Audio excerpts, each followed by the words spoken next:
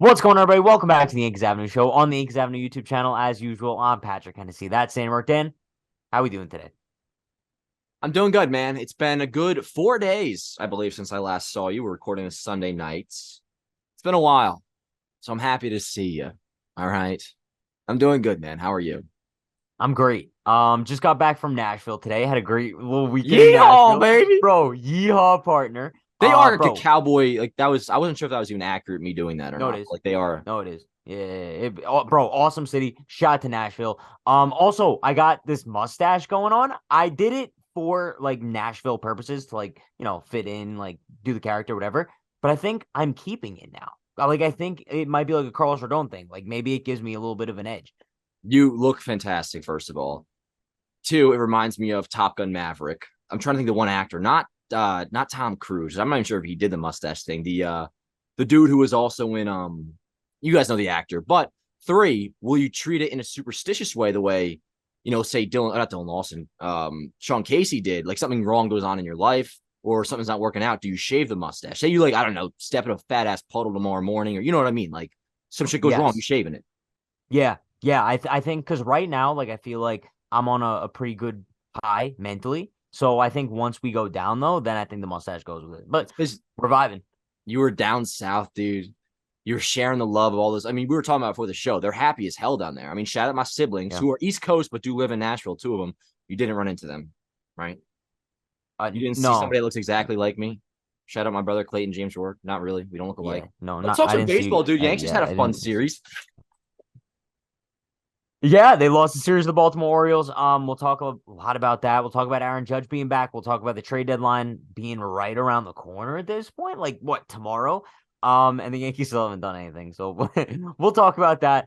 But yeah, before we get into that though, want to give a huge shout out to our sponsor, FOCO, FOCO. If you guys haven't checked out any of their products, do it. Code Yankees Avenue at checkout, save 15% off your order. Do I But look homeless today? no, I think you look great. I mean, I your look shirt okay. looks fantastic. Oh well, okay. Of course, no. By no means was I talking about apparel. And this, another shout out to my roommate Jack back in Hoboken. Awesome. At least he got me this for Christmas. I went to the beach today, dude. Was riding some waves, and like I haven't showered since. So I got some salty hair and like just making sure. I'm ready to talk ball though. I am. Yeah, let's get into topic number one. Like I said, the Yankees lost the series to the Orioles in Baltimore. Um, I can't really say like I expected them to win the series. I think coming into this series, we kind of viewed it as win the series if you can, just don't get swept. Because like at the end of the day, I feel like we look at the Yankees, we look at the Orioles, and I think they've kind of just proven every single time we play them this season. The Baltimore Orioles are a better team than the New York Yankees. Like, I'm just gonna sit here and say that. I know for like the first couple games we played them in this season, we were like, yo, the Orioles are nothing special, bro. You know what I mean? But I think as time has gone on, like they've proven to me that they're not a fluke. I think that they're a very, very good young team who I don't even think that they've come close to their peak yet. So I think over this next couple years, bro, like the Orioles are going to be like kingpins of the AL East. And I think the Yankees need to do a lot to catch up. But overall, series as a whole, failure. You lose a series and just continued Yankee dumb antics. It was an L. Yeah, I'm like now to the point where I'm done like gassing up the Orioles and talking about their future, which I get what you're saying. You're right. But now they've bothered me enough to where they're a legitimate rival. And a series like this was frustrating. Now I'm at the point where I'm kind of, while watching every game, in a way, removing myself as much as possible emotionally to like watch, like I said a couple weeks ago, from a journalistic standpoint. I'm covering the team. This is what I do. I watch these games. I don't actually agree with, at least as of right now, that the Orioles are that much better than us, at least with Aaron Judge. Now, he returns on Friday. That game sucked, and it was a real punch in the gut because, you know, I'm excited for his return, obviously, and I think the Yankees are going to perform well, better at least with him in the lineup. And they get shut out, get walked off 1-0. Cole throws another gem. He's been phenomenal. Now leads the American League in ERA, by the way. Nathan Valdi, he's now also on the IL. So we really are gearing up for it. Garrett Cole might win the Cy Young. Shout out to him. He gets screwed, though. Yankees No, get he walked off. will. Yeah, I mean, knock on wood. Assuming he doesn't go in the IL, which he never does. But once again, knock on wood. That game sucked. But then bouncing back on Saturday. I just want to talk about Saturday for a minute because that game uplifted me, dude. It brought me back to like, oh, this is why I love baseball. Like I felt like an addict. I was like, oh yes, this is it, Pat. Judge goes deep, Stanton goes deep, IKF, an amazing at bat. What was it, like 10 pitches, whatever it was, bases clearing double. There were some cool pictures that came out of the game. You know how I feel about that. One of Judge, Stanton, and Rizzo all together. And I was like, oh, yes, this is what it feels like to watch a baseball team and enjoy yourself. The whole day I was watching clips of Judge's homer, which was just awesome. His overall day, we'll talk about it. He had 3 hits, looked phenomenal. And I was so pumped for Sunday. And I thought I would come on here after a loss and blame it on a different reason or on a certain reason, which was this. Judge not being in the lineup. Well, I get Boone's explanation that, yes, he hasn't had rehab. This essentially is his rehab. We're lucky to have had him 2 games out of the 3, 13 games in a row. He'll probably play 9 or 10 of those. You got to manage him right. I do get that. However, I was not happy, and I'll stand by it, that he played what? He DH'd Friday and then played 6 innings on Saturday. If it were a day game on Sunday, not Sunday in baseball, maybe I would understand, but I think he could have DH'd tonight. But regardless, it didn't matter. We'll also talk about this topic number 2. But Luis Severino is the reason the Yankees lost the series. I put the entire blame on him. If he just was competently bad, not like horrible shit show 7-earned run, 9-earned run implosion. It was 9-earned. If you were just like, I don't know, get 5 or 6 runs, bro, at least we have a ball game and like you could dream a little bit. But nah, nope. No, I know. And I think that's the problem. And like it just kind of continues the trend of what we've seen for the Yankees all season. It's like we see them take one step forward, which is what Saturday was, and then bang, like they don't build on it. Everything just comes crashing down afterwards, which is what we saw on Sunday. Bro, the fact that Luis Severino's ERA on the season now is 7.49 is absolutely insane. And we're not even talking about like a small sample size either. You know what I mean? Like Transition, topic 2 now, because I'm ready to talk Sevy if I you was, yeah. Let's talk about Sevy because I Word. think like, bro, we're looking at a guy who maybe for the first couple starts of the season, if we're seeing him just go down such a bad path, maybe through like 3 or 4 starts to be like, all right, maybe he's like doing something to fix himself. I don't know, but now we're looking at 12 starts into his season. This isn't just a small sample size. Like this is half the season at this point because Yeah. you know, like we're lucky if he makes 30 starts a year. So 2-5, 7.49 ERA. I think we're at the point where Luis Severino might have to be taken out of the rotation. I know we talked about this maybe like a month ago where I was like, he possibly could be thrown into the bullpen. We've seen him flourish there before, but now I think that we're just not seeing any sort of improvement from him as a starting pitcher. If anything, like this might have been his worst start so far this season. You kind of have to start to switch things up. Well, the lane is right there for you because Nestor Cortez, he's making his final rehab start this coming week. And then he's set to come back to the Yankee rotation. His IL time will be up. Boone has already mentioned, he stated that the Yankees will not go with a 6-man rotation. So the conversation has been, oh, who's coming out?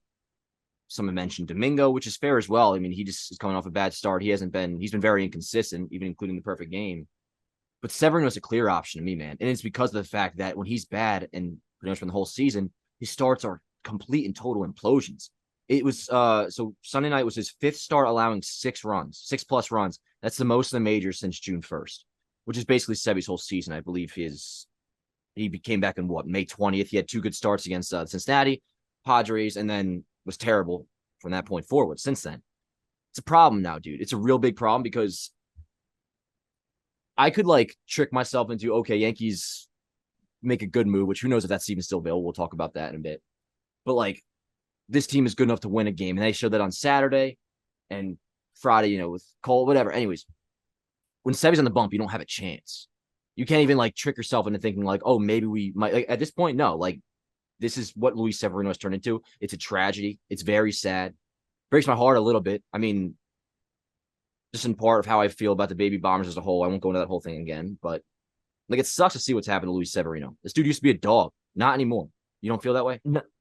No, I feel exactly the way you feel, but I think I'm past the point of even like feeling upset about it. It's just kind of I've come to terms with the fact that we probably will never see the same Luis Severino in pinstripes again. And even if he does have like another like couple bounce back starts, like are we gonna have faith in him going into a potential postseason start? Well, I don't think I don't. No, absolutely not. I don't think unless there's an injury, which I'm sure there probably will be, but like, let's just say Nestor comes back and miracle's sake, like everyone makes healthy starts the rest of the way. Like, how does Sevy even? There's no chance you entertain But bringing that's what back I'm to saying. rotation. Like, or even for like if you were entering a postseason with Luis Severino as a starter in your actual rotation right now, I don't think you could have hope. That's where he's at. Now, fortunately, I don't think we'd have to be in that situation if the Yankees were to get into playoffs. Because I mean, you'd go Herman over him, right? At this point. Yeah. Not that that's Yeah, great for either. sure. And I'm a Herman, I talk well about him as the pitcher. But no, there's no world where Severino starts in the playoffs right now. He's been horrible, dreadful. Like tonight, dude, that took the air out right away. Even before it turned into a total implosion. Like, bro, 3 runs right away, man. It's like, fuck, we really are just gonna go back to, like you said, like 1 step forward, 2 steps back. Here we go. We lose a series. And then it turns into 6 runs, 7 runs, 9 runs. Dude, Horrible, man. it's just it's so weird at this point because I feel like we're every other episode, it's kind of just like the same exact topic. And it's either like Luis Severino or the Yankees losing a series. And I think we kind of just have to like come to terms at this point. Like we could be looking at a lost season. And like it happens sometimes. Like look at the Mets this year. They're even worse than we are, and they put a lot more money into the team. This just might be one of those seasons. And you're seeing just like all-time worst years from people up and down the Yankees roster, bro. I mean, Luis Severino, like, who would have thought coming into the season that he was going to turn into like the worst starting pitcher in Major League Baseball? Or, I mean, you look up and down the Yankees lineup, bro. On Sunday night, the Yankees didn't have a single hitter in their lineup with a plus 800 OPS. Jake Bowers, a guy Yeah. who we didn't even think was even going to be a factor on the Yankees coming into this season, is your leadoff hitter. Bro, Gleyber Torres, who most people kind of consider the Yankees' best hitter this season, has a 748 OPS. Anthony Volpe, I know he had like a nice little resurgent couple weeks, but he's currently hitting worse than IKF this season. Like that says Well, a we lot, shouldn't talk bro. shit about IKF though, because he's been No, balling out. no, He's no, been balling no. out. I know, but I know what you're balling saying out though. in terms of like it's still a sub 700 OPS. But what I'm saying is, we didn't come into the season viewing IKF as a better infielder than Anthony Volpe, and that's just what I'm looking at with this team as a whole, where every single question mark that could have gone wrong seems to have gone wrong. Whether it is Volpe not playing up to expectations, whether it's Oswaldo and or Hicks not being competent in left field, Judge getting hurt and then our offense having nothing, Rizzo not being able to perform, Stanton getting hurt. Every single thing that could have gone wrong this year has gone wrong. So at this point, like there's nothing we could do besides like just sit back and laugh. IKF, I do want to give him credit because since May 16th, he's legitimately been really good. 301 average, 846 OPS. He's been really solid. But yeah, I mean, we know the deal. The Yankees lineup is just not good. It's pretty crazy the way they did click with Judge on Saturday night out of nowhere. But what I want to say is this, Pat. Like, in terms of it just being a lost season, as for Severino, yes. Like, for me, that's very easy to decide. Like, he's just not good this year. I've kind of given up on him for sure. But because of where we're at in the standings, I know we kind of may disagree on this. I can't give up on this season no matter how the bad things go. Despite series loss, disappointment after disappointment, like we're still only 3.5 games out of a wild card. So in terms of having hope turning on these games to watch, it's still there, dude. Is this team winning World Series? No.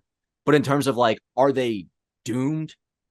Is there no chance? There's no reason to turn on the TV. Like in terms of being in a race, having something to root for, there's still technically reason to watch. And that's why I can't just give up yet. The trade There deadline is no. conversation is going to be very interesting, though, because the Yankees, I don't even know if they're capable of improving anymore with the guys that are Well, falling off the. yeah, that's more of a topic number 4, trade deadline stuff. But like, yeah, just Yes. like the team as a whole, I like it's very tough for me to feel confident about this team right now and in the direction they're going. So, I mean, you look at Severino, you look at this Baltimore series.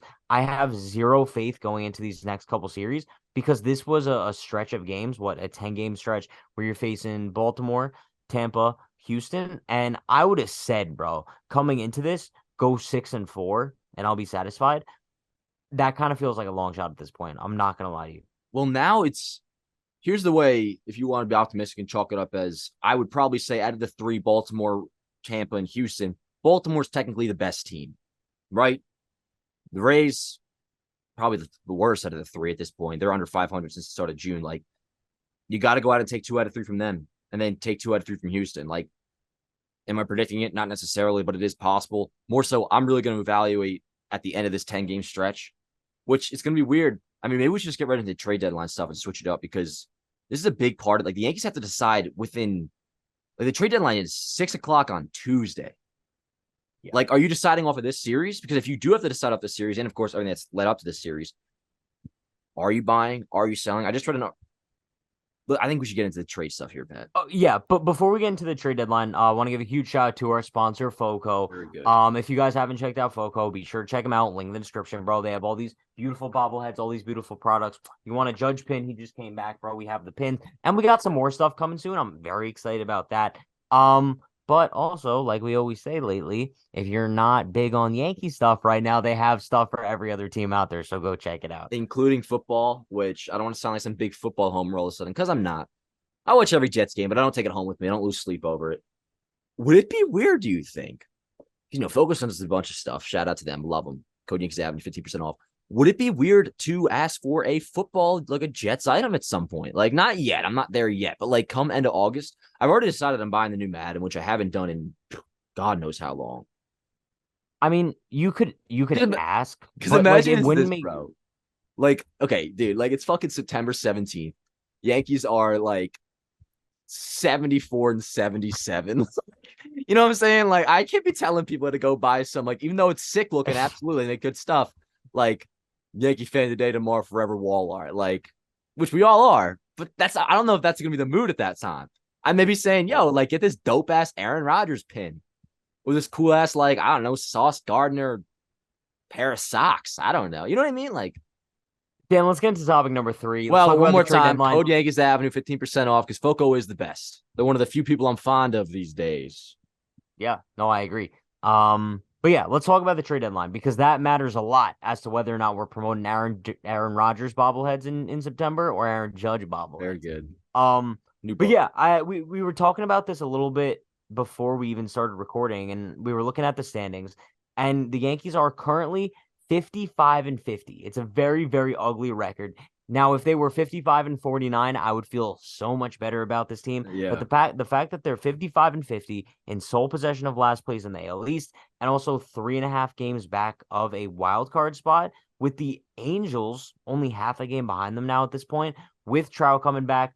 They acquired Randall Grichuk. They acquired Lucas Giolito. They CJ acquired CJ Cron, too. Cron. Yeah, the Angels are making serious moves. The Yankees have yet to do anything. So the way I'm looking at it right now is the trade deadline is going to be very, very, very interesting, especially because we looked at so many options as to like what our ideal trade deadline would look like. And the options are going away as we speak, bro. The Cubs basically said that Cody Bellinger is not going to be traded. Looks like they're going to be buyers. Looks like they're going to try to go all in, make the playoffs this year. Grichuk, who was another option, a guy who we weren't really too high on, but he's off the table now. He went to the Angels. And now the options are so slim, bro. What are we looking at? Like maybe overpaying for Lane Thomas or dude, I Tommy don't Pham. know. Like Yeah, it's Tommy Pham, nothing. Marcana. It's nothing to write home about. That's why I'm looking at the trade deadline and I would not be mad at all, bro, if the Yankees were like very conservative sellers. You know what I mean? Like I don't know if you saw there was a report that came out that the Marlins were extremely interested in Gleyber Torres last year, and they were willing to offer like an insane package. And it looks like the Yankees asking price this year is pretty damn high for Gleyber too. But I'm so pulling the trigger. Like if you have an opportunity on the table to get an insane package in return for Gleyber Torres, I'm doing it every day of the week. So I think the Yankees need to approach this next couple days being like, yo, we haven't done anything yet to improve the team. And there's not much we really can do at this point to improve the team. And if you could really capitalize on a potential seller's market, I'm so down for it. See, Glaber's interesting for me because I don't think I would deal him now. Yeah, the Yankees. The report came out from I think it was Craig Fish or whatever his name is in Miami. He was saying, yeah, Yankees are asking for a lot for Gleyber Torres, which I actually do understand. I mean, mainly because you have him under control through next year, and the way I go into this whole situation, if you were to sell or at least not buy, I'm not trying to do no retool or rebuild thing that jeopardizes next season. Like I want to, okay, maybe you don't, or maybe you give up on this year in terms of okay, don't go all in and risk the future. But I also don't want to like, okay, assume like we're not going to compete next year. Like, no, I want to get right back into this thing. So I would like to have Gleyber Torres as my second baseman, most likely. You blow me away with an offer, all right, we'll talk and I might accept. But I wouldn't be actively looking to trade Gleyber Torres.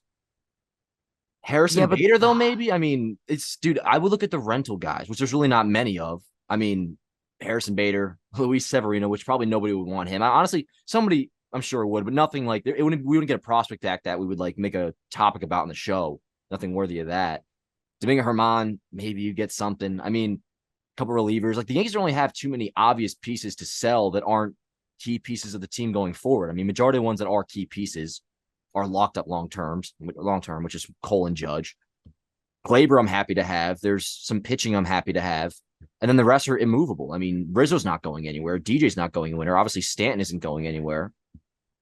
There's not much really to do, I don't think. Like, Well, that's what it is too, and I feel like they've kind of just sat on their thumbs for so long. Like I'm wondering at this point if like what their plan is, right? Because this team has glaring holes, glaring issues, and what's their big fish? Because like usually in the past where we saw them, I don't know, maybe pass up on smaller name guys, like they wouldn't go after a Randall Grichuk. It's because they have something bigger in mind. What could they possibly have that would be better at this point than Randall Grichuk? You know what I dude, mean? there's no that's the thing. Like, there's no way you pivot now to like, oh, not that he's available anyways, but like you go out and get like a Juan Soto or a big name from the Cardinals. Like, there's no way the Yankees buy in all in or like go all in buying this summer now. I don't think. I think that's off the table. Maybe there's a minuscule upgrade. Like, I wouldn't be shocked if they do end up like working out a deal with like for a Tommy Pham or something like that. If the Mets were down to trade, which that would be cute, that would be nice. But it's just a little. That's a tiny little band-aid you throw on this season to try to compete. Other than that, like I wouldn't be shocked, dude, if like it's almost like a stand pat kind of deadline. There will be no trades worth. This is my new take on the whole thing, mainly because Bellinger's out of it. I think if Bellinger's available, they would have went out and gotten Bellinger. I think they would have also liked to have him in free agency to replace Bader, which they still could. But I think we're headed towards a trade deadline that will not have anything worth us doing a reaction to right away. Like we may not have to do like a trade deadline episode, Pat, till like Thursday, something like that. I'm not sure they'll do anything. I think that's the worst possible thing they could do. I think that passiveness is kind of what we've seen be the downfall of this core of the Yankees, bro. You know what I mean? Like I feel like they have to go one extreme or the other. And I feel like at this point, it's kind of too late to go all in by. Because, bro, let's say the Yankees had like an Angels type trade deadline so far, we'd be viewing it as a massive success. The perspective on the team going You'd be into hyped about it, but August. I don't think that's the smartest thing for them either, though. Long term, Okay, be that but much what no, great. but what I'm saying is like I think I prefer one extreme or rather than just sitting there and doing nothing. Well, Because what's then the it extreme like on the it other makes me side? believe that well the extreme on the other side is trying to just sell whatever pieces you can. If right now, if you know that Gleyber Torres is not your second baseman of the future and he's going to leave in free agency at the end of next season, his value will never be higher than it is right now. Yes, And if you could you go finish. No, yeah, I was gonna say like if you can capitalize on his value now, and you could capitalize on Harrison Bader's value now, because I can guarantee, bro, the Yankees would be dumb to give Harrison Bader an extension in the offseason. I don't think He's they not will. coming back. So you got to, bro, trade Bader, see what you could get for Glaber, trade a couple of the relievers, see what you could get for Sevy. But I think that there's definitely selling moves that you could make. And also, I don't want it to come across as I think a lot of people have it set in their head where if you sell at the trade deadline, you're always going to be a worse team. I think that there's a chance where if the Yankees do sell, they trade Bader, they trade Glaber, trade a couple of relievers. That doesn't mean that they're automatically out of playoff contention. Like they could be a better team Mm, after that. Look at 2016, bro. yeah, but the players replacing him. I mean, if you were to trade Bader and call up Everson Pereira, like, which I don't think they would do, maybe second base. I guess what is Oswald Peraza better than Gleyber Torres? For me, my main point would be like the extreme isn't all that extreme. I mean, it's not like you have like the Andrew Miller or the Aroldis Chapman, even the like what the Yankees did in 2016.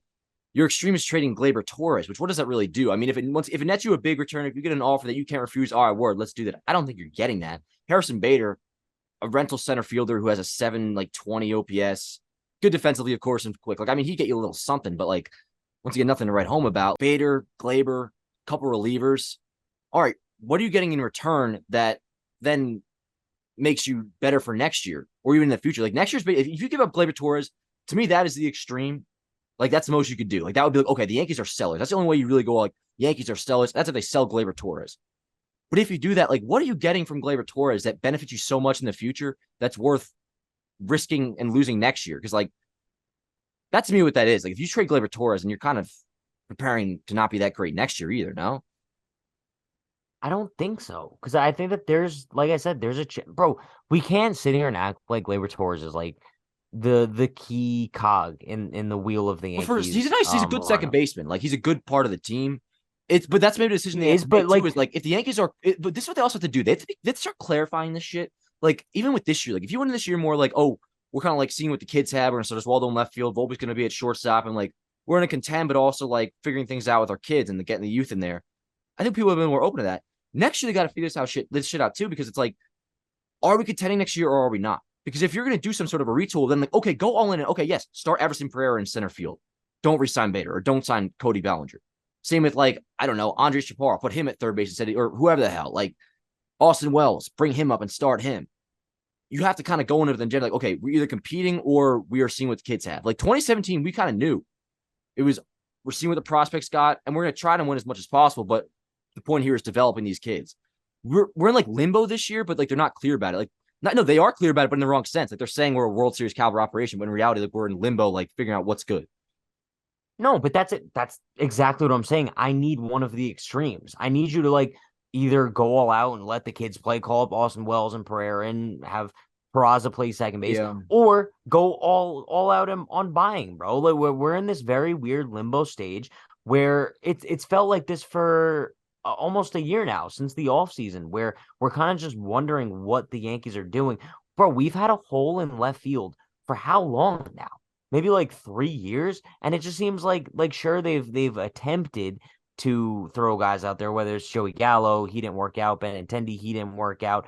But the fact that it just seems like they've given up on left field is weird to me, bro. It's just I don't know. I can't believe this team was The ever Yankees are, calling this team, bro, a World Series caliber. Like, how could you look at this roster and say it's like a World Series team? we Playoff just contender, keep running it sure. back.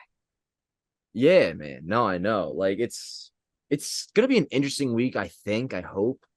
But I don't want them to trade Gleyber Torres. That'll be my final take on the thing. Like, just because I look forward to having him next year. Like, I want to fix this for 2024 as much as possible. Especially because here's the thing, Pat. One, you're not going to do that in terms of selling off and doing a total rebuild. And I also don't think they should. And the main two reasons is just the fact you're in Judge's prime, you're in Cole's prime. That's why. That's why they won't do it. That's why they shouldn't do it. I say you got to prepare as much as possible for 2024. So sell off Bader, maybe Yes. sell bullpen pieces. Gleyber Torres being your second baseman, like that's for second base, that's probably your best case scenario for 2024. Okay, but we say like you're in Judge's prime, you're in Cole's prime. The problem is we've known that for years now, and they haven't surrounded them with a team that's putting them in the best position to win during their prime and You hope they capitalize would at during their some prime. point. I mean, I know, like, but bro, like we came into the season, Judge was coming off one of the greatest offensive seasons in baseball history. Cole was coming into the season still in his prime, and they didn't really do much of anything to improve the same team that got swept by the yeah. Houston Astros. They signed Carlos Rodon, but they didn't capitalize on these two guys' primes. They should be going all out and just doing whatever possible, and they haven't done it. So I don't know what makes us think that that would change now. Yeah, I'm not saying it makes us think, but you have to hope it would because this regime, I mean, But unless, what hope is that? Like, why would you have hope at this point? Like, well, you don't have a choice. You're a fan, brother. I mean, we're in it. Like, I'm not just going to assume Yankees will never win a World Series the rest of my life. I have hope they'll I, win a World Series. I don't have hope that the front office realizes that there's key issues. well, those two kind of go hand in hand. I mean, the bigger problem here, and this is what, if Cashman's going to be around, he's going to have to figure out is the biggest task of the offseason. Like, what do you do with Rizzo and DJ? If they both finish the season the way they've played so far, granted, DJ's been a little bit better, but DJ and Rizzo, like, are they your third baseman and first baseman going into next year? I mean, Yeah, because but if that's the bro, case, then how do you contend? And also, how do you get rid of them besides just release? I well, mean, really, Rizzo, you could probably like I feel like there's no way they just don't go next season with Rizzo not as their first baseman. Is he gonna be on the I bench? no. I don't put Rizzo and DJ in the same class. DJ has been underwhelming. This is now his third season being underwhelming. Rizzo has been bad for like 3 months. Let's not forget, like to start the season, he was one of the Of best hitters in course. baseball, and now we're just seeing like a ridiculous like 3 month slump. That's something Which is like we've like never he's seen statistically before. been the worst hitter in baseball for months though now. Yes, So it's like, is I he done? Like, No, I cannot put him in the same class as DJ just yet. Like DJ, we're like I said, we're looking at 3 years of him being Kind underwhelming. of. I mean, Rizzo, remember he was good majority of last year. It's a toe. Ever since the toe, DJ's been bad. Like that's what it is, and that's a I know, problem. but Like, they're the same 2021 he thing, wasn't good. right? And that was a sports hernia. I mean, we don't go to the whole excuse thing, but it's since DJ's toe injury, he has been terrible. Who do you have more confidence in though, going into opening day next year? It's a good question. Because for me, it's Rizzo by far. No, I mean they're so close to me, and I'll take Rizzo, but it's not by far. Rizzo looks so lost, man. Like bad, concerningly bad. It's weird bad. DJ just looks like mopey old DJ who's like kind of like just below average offensively, and he's hitting ground balls to third. Like Rizzo, it's almost like how quick of a snap it was is what's more concerning to me. Like it's so bad. Like he has literally the worst OPS plus in baseball since the end of May. No, but for me, that makes it not as concerning. The fact that it was kind of like such a quick snap of a finger turning point. Like if this was something that we saw coming and it was like a gradual downfall over, I don't know, a year or two, sure, I'd feel less confident in him coming I know back. what you're But the saying. fact that it was just like snap of a finger, it's either like I don't know if it's an injury, I would assume not at this point, but if his mechanics are messed up, I don't know what it is. But snap of a finger, it makes me feel a I little mean bit more better. so snap the finger, like how quickly he turned into like literally the worst hitter in baseball. Not like going from really good to like subpar, not great, like statistically like unwatchably bad. No hitter has been worse in baseball. Like, how do you fall off that much to where it's like, what has happened to this dude? Like, that doesn't make any sense. I mean, I think we're fucked in both situations here, dude. Like, do you think they're both going to be starting on the team next year on the corners, third and first base? I am positive Rizzo will. I don't think DJ will. I'm just so curious what the team looks like next year. Like, there's I'm gonna sit back, bro. Like if Cashman, if you this is really gonna be your thing, like if you're not gonna get fired and you got to figure out this mess, like so curious But what the roster looks like a year from now because they're well, gonna I'm contend, more dude. curious. I think my more curious thing because I'm not looking at 2024 just yet. I'm more curious as what the roster is going to look like at 6:01 on tomorrow. You know what I mean? Like because that's really what's going to have my perspective either change or stay the same on this team moving forward. Because if the Yankees stand pat, like there has to be some genuine questions asked as to what the goal is for this team this year. If you sit back and do nothing with this roster that's been completely underwhelming, questions have to be answered as to like why you didn't do anything or you still think that this team is capable of winning a World Series. It becomes very, very tricky at that point. I think the biggest thing they might do is trading Harrison Bader in terms of selling, and in terms of buying, maybe you get Tommy Pham because there's nothing left really to do. There's no big extreme you could take. You can't go out and get Juan Soto. You can't go out and get Shohei Ohtani. And the biggest on the other side of the extreme for selling is you trade Gleyber Torres, which is big. But once again, not enough to where you get a return that makes it like I don't think there's a clear answer here, dude. By the way, like we knew coming into the trade deadline it was going to be like one of the worst of all time just because of how many teams are in the hunt this year. But this trade deadline's been awful. Like nothing about it is has me like, and also the trades that happened, they kind of just felt like all of a sudden, right? Like it I didn't like the really feel Scherzer like there was trade was build up. cool. That No, was no, out of the nowhere for me. sure the Scherzer trade was cool, but other than that, bro, like nothing else really piques my interest. Yeah, I mean, hopefully the juicy. Oh, there's just no big stars available, really. I mean, also, I think the Scherzer was cool. The day of like Otani finding out the Angels aren't going to trade him, they're going all in, and then like right after they got Giolito, I thought that was pretty cool. I mean, what else has been done besides? Live on the show. Yes, that was hype. That was cool. That was cool. That was cool. Yeah. I think. I mean, No, I finally they should do like. I really don't think we're getting like a crazy trade. I think it's going to be an underwhelming trade deadline now officially. Like, I have no idea what the Yankees could possibly do that would like wow yeah. anybody on either side of thing. Other I will say though, I'm shocked that we're coming into this episode tonight and the Yankees haven't done anything yet. Very shocked. I thought we were at least gonna get like one sort of like small move or we were gonna get something coming into it, but surprising. Um, topic number four. Yeah, what were we talking about Judge real quick? Yeah, you want to talk about Judge's return, maybe like Yeah, what it means? spent a minute on it. Yeah, I mean, I just think, dude, like his home run was probably the best I felt almost maybe all season. Connected on it right away, and I knew it was gone. And just once again, the energy of Saturday was fantastic, and it is quite incredible. Weird, like psychotic, actually, how they just are a totally different team. Like the energy around him is insane, which is part of why it was so upsetting he wasn't in the lineup on Sunday. But yeah, dude, I expect the Yankees to play better with him. I think that much is obvious. It's just will it be good enough to make up 3.5 games the wild card? I don't know. I'm gonna be honest, I don't think so. I think it's the problem of Judge coming back, and he would have to be 2022 Aaron Judge to be able to carry the Yankees to a postseason berth this year. And with Even like that him didn't carry apparently him, bro. being, I Last know. year. Well, that's also because Judge disappeared in the playoffs. But that's I mean, that's neither I'm here nor saying there. like Judge was fucking like one of the best players of all time during their second half dwindle. Yeah, and they made the playoffs. No. I'm saying a fact that when Judge was hitting like crazy, that wasn't even helping them win in the second half last year. I'm like agreeing with you, supporting your point. Oh, oh, Yes. okay. But yeah, kind of like my point is that I'm not expecting Judge to replicate 2022, especially he's at like 70, 80% maybe.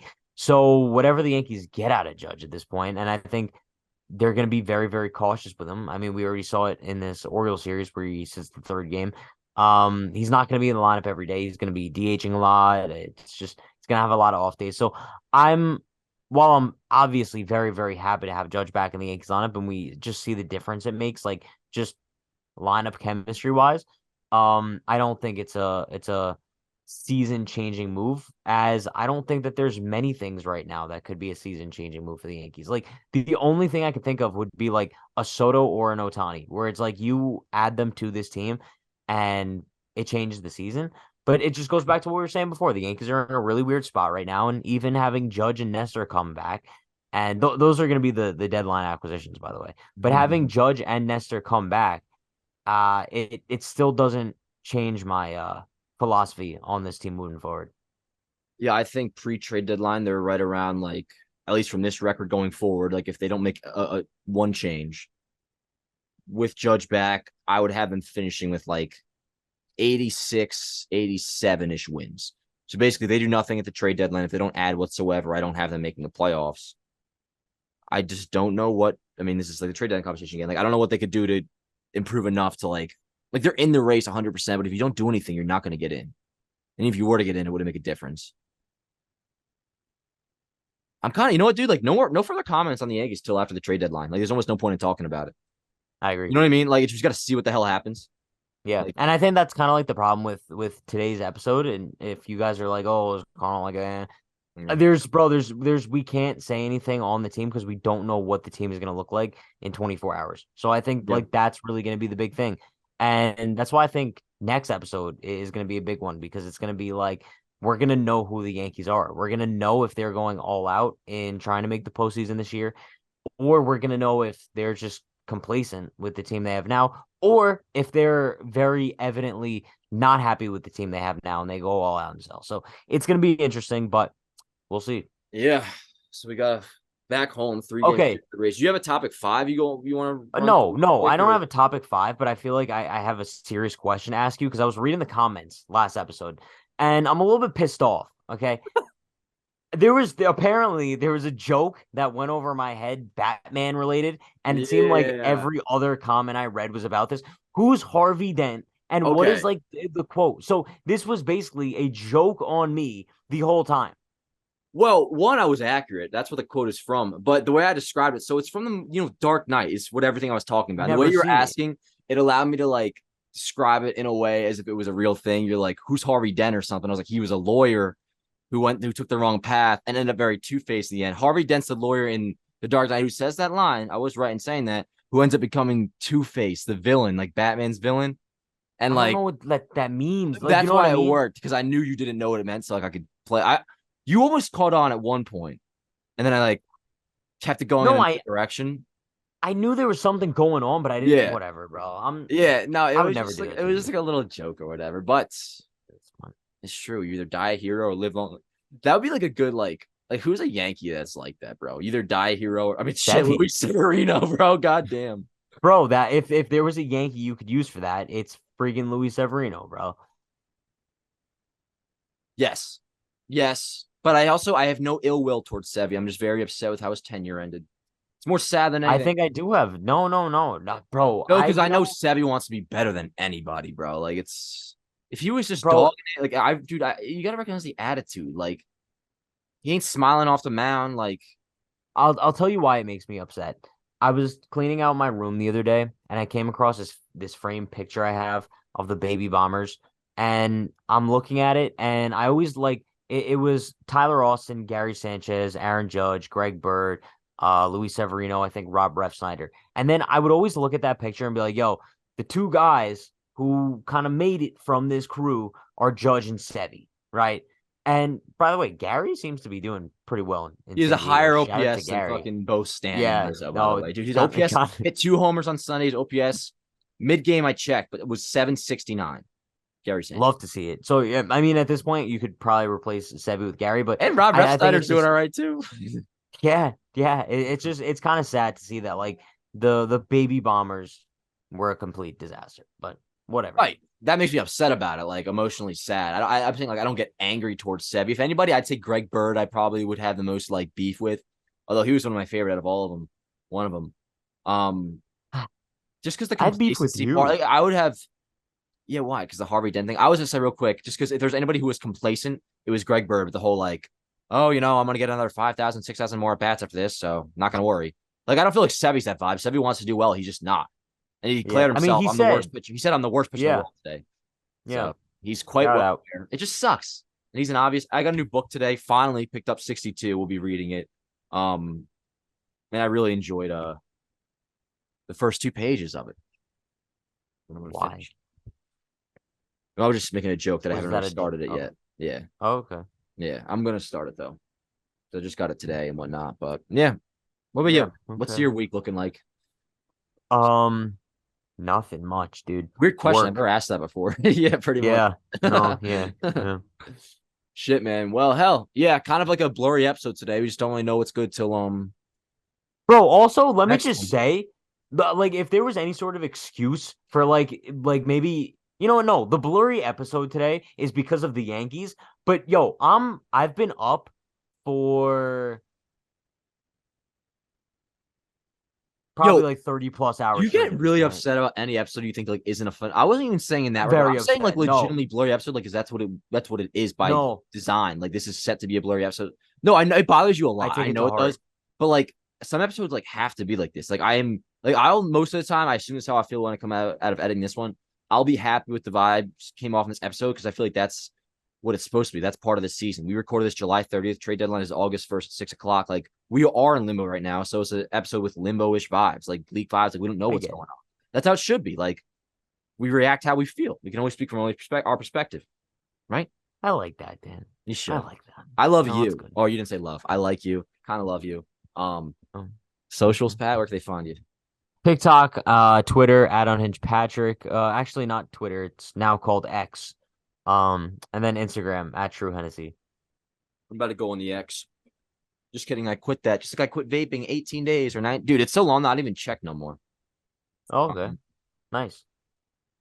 19 days, 9 hours, 21 minutes. Nice. Dan on work on Twitter, X. Dan on work on Instagram, Yankees Avenue on YouTube, Yankees Avenue everywhere. All right, yo. See you fucking. Sorry. Her name's dude. I swear she commented. She commented like last week. Her name was like Shet or something. The lady that I always call Christina, who's like not actually Christina. I think, yeah, because she's like, Pat, I'm sorry. I just can't listen to your co-host anymore. He needs to find God. And I know it's Christina. I think her name's like Shet or something. But we're still going to call you Christina because you are a character at this point. Series with the Rays back at home Monday, Tuesday, Wednesday, and then we'll see you guys Thursday morning. Trade deadline Tuesday, 6 p.m. All right, yo. See you guys next time. Let's go, Yankees. Her body's going like September. She burns through the night like an ember. And all those things we try forgetting, I remember. But we say we all fine, we all fine.